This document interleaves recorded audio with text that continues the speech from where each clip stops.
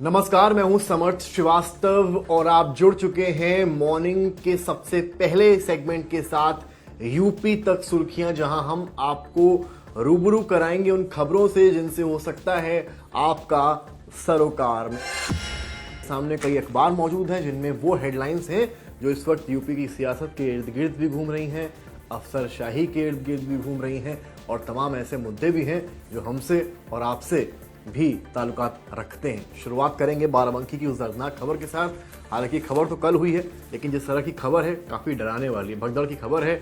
दो एंगल्स आ रहे हैं। खबर क्या है? औसनेश्वर मंदिर है, वहां पर भगदड़ हुई, 2 लोगों की मौत हो गई और लगभग 40 के ऊपर लोग इसमें घायल हैं। पेज 1 जगह इसको मिली हुई है और ये तस्वीर आप देखिए जो जिस तरह से यहाँ पर घायल हैं। भगदड़ में घायल को प्राथमिक उपचार देते मंदिर में उपचार मौजूद श्रद्धालु, इन 2 लोगों की इस पूरे मामले में मौत हुई है। जो सरकार का और प्रशासन का दावा है वो ये है कि टीन शेड पर बंदर के कूदने से टूटा बिजली की लाइन का तार, शेड में करंट उतरने से हादसा। हाँ, ये बात सही है कि करंट उतरा था, लेकिन प्रत्यक्षदर्शी कह रहे हैं कि ये चीज पुलिस के लाठी यानी कि डंडों को टीन शेड पर मारने की वजह से हुई है। क्या सही है क्या गलत है ये जांच का विषय। फिलहाल मुख्यमंत्री ने राहत कोष से आर्थिक सहायता देने का ऐलान उनके लिए कर दिया है। जो 2 लोगों की इनमें कुल मिलाकर मौत हुई है। अब इस बीच में वृंदावन से एक जो खबर आ रही है वो सोशल मीडिया पर बहुत इस वक्त चर्चा का विषय बनी हुई है। महिलाओं को लेकर अनिरुद्धाचार्य का बयान तो आपने देखा ही होगा। अनिरुद्धाचार्य के खिलाफ जो है तहरीर भी दे दी गई अब तो। लेकिन अब जो बयान आया है वो संत प्रेमानंद के द्वारा आया है और वो एक ऐसे महंत हैं जिनको कि लाखों करोड़ों लोग देश में फॉलो करते हैं। क्या बयान है ये आप हम समझ लेते हैं। वृंदावन से खबर है, 100 में से 2-4 लड़कियां ही पवित्र, संत प्रेमानंद ये बात कहते नजर आ रहे हैं। उन्होंने क्या कहा है आइए जल्दी से पढ़ देते हैं। उन्होंने ये कहा है कि अभी जो अनिरुद्धाचार्य का बयान था उसके बाद उनका ये बयान आया है और उन्होंने ये कहा है 100 में से 2 से 4 लड़कियां ही पवित्र आ रही हैं। ऐसी लड़कियां जब घर में आएंगी तो वो कैसी बहू बनेंगी ये खुद ही देख लो। आजकल सब गर्लफ्रेंड बॉयफ्रेंड के चक्कर में पड़े हैं, ये गंदी बात है। संत प्रेमानंद की ये बात जो है वायरल हो रही है। कुछ लोग इस बात का विरोध कर रहे हैं, कुछ लोग इस बात ऐसे भी हैं जो इस बात का सपोर्ट कर रहे हैं। अब देखना ये है कि ये कितना चर्चा का विषय बनता है, क्योंकि प्रेमानंद महाराज इस तरह के हैं कि आप समझ लीजिए उनके बहुत फॉलोअर्स हैं।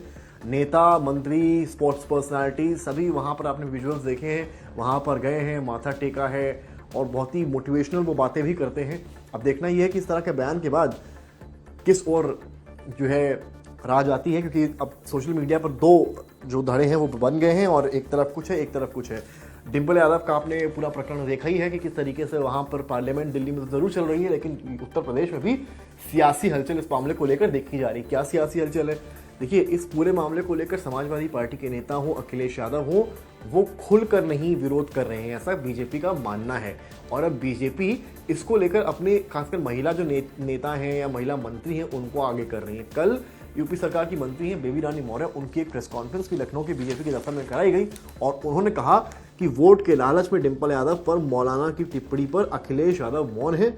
महिला कल्याण मंत्री बेबी रानी मौर्य कह रही हैं कि स्वार्थ की खातिर सपा अध्यक्ष ने महिला सम्मान से किया समझौता। हालांकि ये प्रकरण जो है जो यहां तक समझ में आ रहा है वो इतना यहां तक सीमित रहेगा नहीं।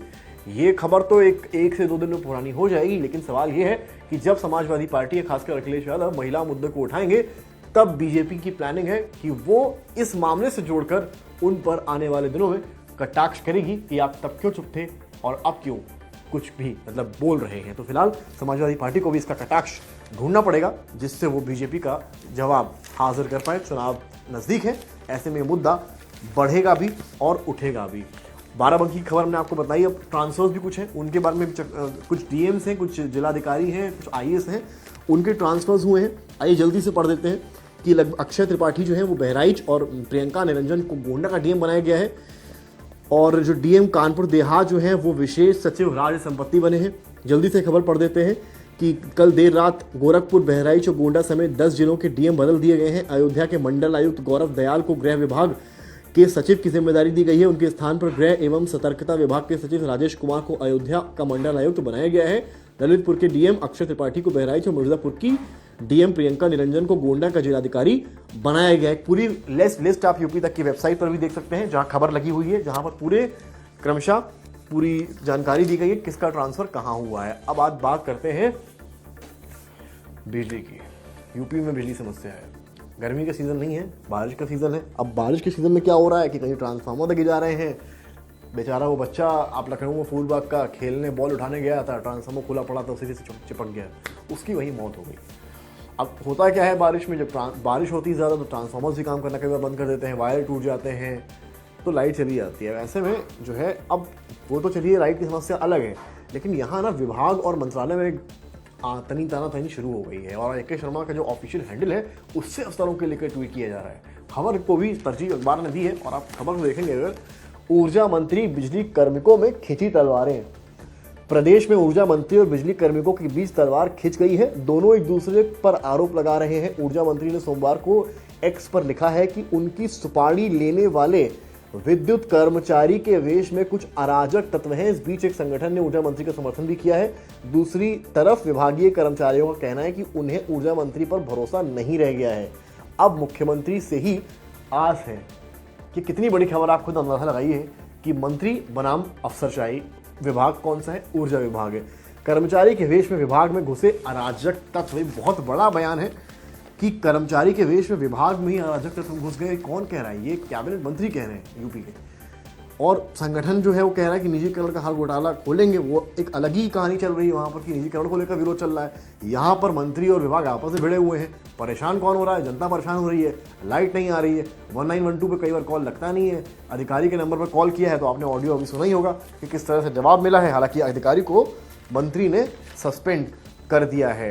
तो ये कुछ उत्तर प्रदेश की खास और बड़ी खबरें आज नजर आ रही हैं। तो वहीं दिल्ली में पार्लियामेंट चल ही रहा है, उसको लेकर भी तमाम चीज़ें हैं। और एक अच्छी खबर भी है, शुभांशु शुक्ला जो है उनके घर के सामने की रोड जो है वो रिपेयर होगी और लखनऊ नगर निगम जो है अब इसको लेकर काम करने वाला है। और इसमें क्या अपडेट है? इसमें अपडेट ये है कि अब उस रोड का नाम शुभांशु शुक्ला के नाम से रखा जाएगा। देखिए, शुभांशु शुक्ला ने पूरे देश का मान पूरे विश्व में बढ़ाया है। और जब क्योंकि वो लखनऊ बॉर्न है, लखनऊ से बिलोंग करते हैं, लखनऊ में पढ़ाई हुई है, लखनऊ में उनके माता पिता रहते हैं, तो इसलिए लखनऊ का भी दायित्व है कि उनके लिए वो कुछ करें। और इसीलिए शुभांशु शुक्ला के घर के सामने की सड़क बनेगी।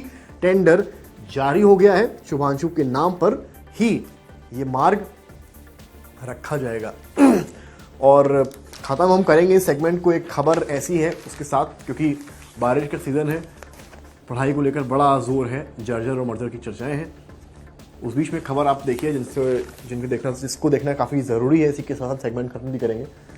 प्राइमरी स्कूल महित मऊ में 2 वर्ष से तिरपाल के नीचे चल रही है क्लास।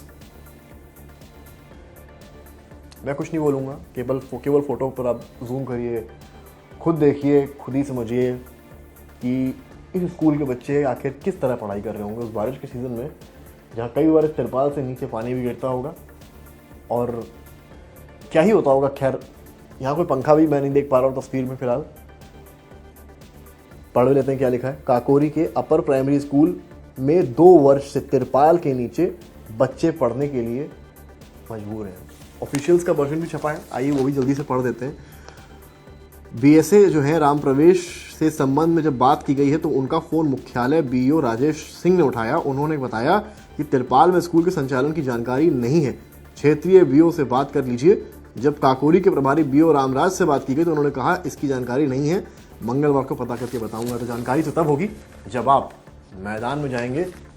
जंगे बिना मैदान में जाए जीती नहीं जाती हैं। वाही तो लूटें हर कोई सोशल मीडिया पर आ जाया करते हैं। कैमरामैन गौरव गुप्ता के साथ समर्थ श्रीवास्तव, लखनऊ, यूपी तक।